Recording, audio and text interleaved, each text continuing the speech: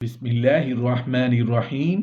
السلام علیکم ورحمۃ اللہ وبرکاتہ۔ بغیر وضو کے تسبیح پڑھنا جائز ہے یا نہیں؟ حضرت عتبہ علیہ الرحمہ نے حضرت عمر فاروق رضی اللہ عنہ سے روایت کی ہے کہ نبی کریم صلی اللہ علیہ وآلہ وسلم نے فرمایا، جب تم میں سے کوئی شخص وضو سے فارغ ہو کر شہادت کی انگلی اور چہرہ آسمان کی طرف کر کے صدق دل سے یہ کہتا ہے، اشہد ان لا الہ الا اللہ و اشہد ان محمدا عبدہ و رسولہ، تو اس کے لیے بہشت کے 8 دروازے کھول جاتے ہیں، جس دروازے سے چاہے داخل ہو جائے۔ محترم ناظرین، رسول اکرم صلی اللہ علیہ وآلہ وسلم کا ارشاد گرامی ہے کہ دل 2 چیزوں یعنی غفلت اور گناہ سے زنگ پکڑتا ہے، اور 2 چیزوں سے اس زنگ کو دور کیا جا سکتا ہے اور دل کو روشن کیا جا سکتا ہے۔ نمبر 1 استغفار، اور نمبر 2 ذکر الہی۔ حضرت ابو درداء رضی اللہ عنہ کا قول ہے کہ ہر چیز کو چمکانے کے لیے کوئی نہ کوئی چیز ہوتی ہے، اور دلوں کو ذکر الہی سے چمکایا جا سکتا ہے۔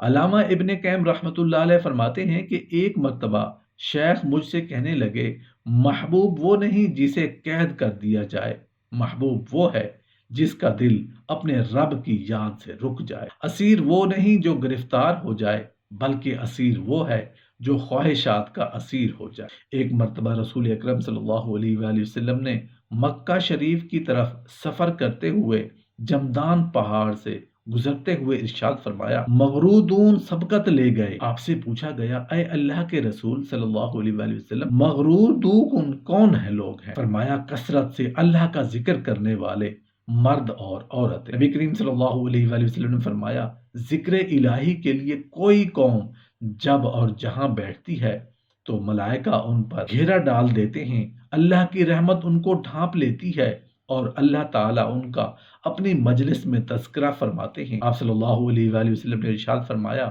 اللہ کا ذکر کرنے والے اور نہ کرنے والے کی مثال زندہ اور مردہ کی سی ہے۔ حضرت ابو ہریرہ رضی اللہ عنہ نے رسول اللہ صلی اللہ علیہ وآلہ وسلم سے روایت کیا ہے کہ آپ صلی اللہ علیہ وآلہ وسلم نے ارشاد فرمایا، اللہ عز و جل ارشاد فرماتے ہیں کہ میں اپنے بندے کے ظن کے مطابق اس سے معاملہ کرتا ہوں، جب مجھے یاد کرتا ہے میں علم کے لحاظ سے اس کے پاس ہوتا ہوں، اگر مجھے دل میں یاد کرے تو میں دل میں یاد کرتا ہوں، مجلس میں یاد کرے تو میں اس سے بہتر مجلس میں یاد کرتا ہوں، میری طرف بالشت آئے تو میں ہاتھ برابر آتا ہوں، ہاتھ برابر آئے تو میں 2 ہاتھ برابر قریب آتا ہوں، جو چل کر آئے تو میں دوڑ کر آتا ہوں۔ ترمذی شریف میں ہے کہ رسول اللہ صلی اللہ علیہ وآلہ وسلم نے فرمایا، جب تم جنت کے باغات سے گزرو تو وہاں سے کچھ کھایا۔ صحابہ کرام رضی اللہ عنہ نے عرض کیا، یا رسول اللہ صلی اللہ علیہ وآلہ وسلم، جنت کے کون سے باغات ہیں؟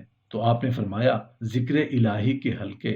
ذکر الہی سے اللہ جل شانہ ذکر کرنے والے کے لیے جنت میں درخت لگا دیتے ہیں۔ حضرت عبداللہ بن مسعود رضی اللہ عنہ سے مروی ہے کہ رسول اللہ صلی اللہ علیہ وآلہ وسلم نے فرمایا، معراج کی رات ابراہیم علیہ السلام سے میری ملاقات ہوئی تو فرمانے لگے، اے محمد، میری طرف سے اپنی امت کو سلام دینا اور کہنا کہ جنت کی زمین بھی نہایت اعلیٰ ہے، اور اس کا پانی بھی میٹھا ہے اور نمکین نہیں، مگر وہ صاف چٹیل میدان ہے، اور اس کے پودے ہیں سبحان اللہ، الحمدللہ، لا الہ الا اللہ، اللہ اکبر۔ ذکر الہی سے جو انعامات حاصل ہوتے ہیں وہ دیگر اعمال سے نہیں ہو۔ حضرت ابو ہریرہ رضی اللہ عنہ سے مروی ہے کہ رسول اللہ صلی اللہ علیہ وآلہ وسلم نے فرمایا، جو شخص روزانہ 100 مرتبہ لا الہ الا اللہ وحدہ یہ کلمات پڑھے تو اسے 10 غلام آزاد کرنے کا ثواب ملتا ہے، 100 نیکیاں اس کے نامہ اعمال میں لکھی جاتی ہیں، اور صبح سے شام تک وہ شیطان کے شر سے محفوظ رہتا ہے، اور اس سے بڑھ کر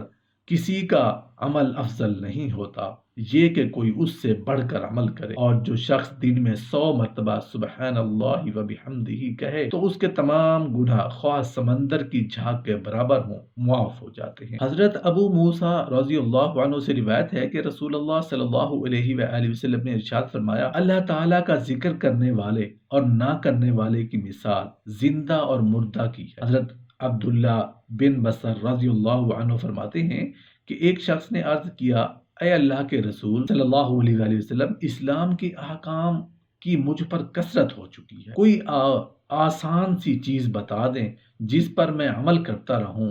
آپ صلی اللہ علیہ وآلہ وسلم نے فرمایا تمہاری زبان اللہ کے ذکر سے تر رہنی چاہیے۔ حضرت جابر بن عبداللہ رضی اللہ عنہ فرماتے ہیں کہ میں نے رسول اللہ صلی اللہ علیہ وآلہ وسلم سے سنا، آپ نے فرمایا افضل ذکر لا الہ الا اللہ ہے اور افضل دعا بھی یہی ہے۔ رسول اکرم صلی اللہ علیہ وآلہ وسلم نے فرمایا جو قوم اللہ کا ذکر کرتی ہے تو فرشتے انہیں گھیرے میں لے لیتے ہیں اور رحمت انہیں ڈھانپ لیتی ہے اور ان پر سکونت نازل ہوتی ہے۔ اللہ تعالیٰ بطور فخر ان کا تذکرہ اپنے فرشتوں سے کرتے ہیں، اس کے پاس ہوتے ہیں۔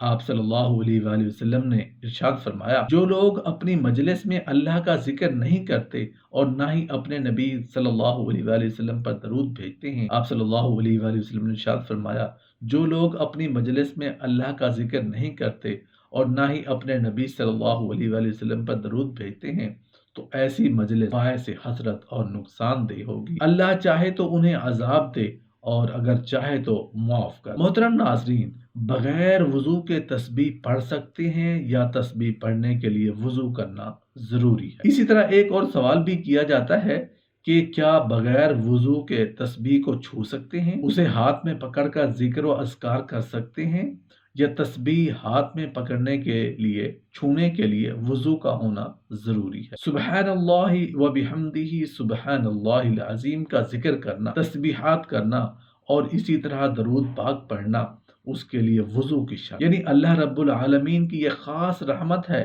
ہمارے اوپر کہ اس نے اپنا ذکر کرنے کے لیے اور اپنے محبوب صلی اللہ علیہ وآلہ وسلم پر درود و سلام پڑھنے کے لیے وضو کا ہونا یہ شرط نہیں رکھا۔ یعنی اللہ کی یہ خاص رحمت ہے کہ ہم بغیر وضو کے رب کا ذکر کر سکتے ہیں، تسبیحات پڑھ سکتے ہیں، حمد و ثنا کر سکتے ہیں، درود و سلام پڑھ سکتے ہیں، یہ بالکل جائز ہے۔ اس کے لیے وضو کا ہونا ضروری ہے۔ البتہ تسبیحات، ذکر اذکار یا پھر اسی طرح کے درود و سلام باوضو ہو کر پڑھنا افضل ہے، لیکن شرط نہیں ہے۔ شرعاً یہ بالکل جائز ہے اور تسبیح ہاتھ میں لے کر پڑھنا بھی جائز ہے۔